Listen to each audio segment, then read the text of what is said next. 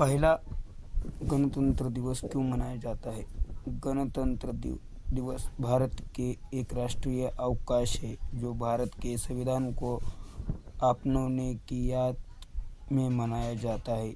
26 January 1950 को लागू हुआ।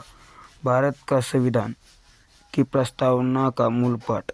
भारत का संविधान 26 जनवरी को हुआ है। गणतंत्र दिवस क्यों मनाया जाता है? गणतंत्र दिवस भारत एक राष्ट्रीय अवकाश है।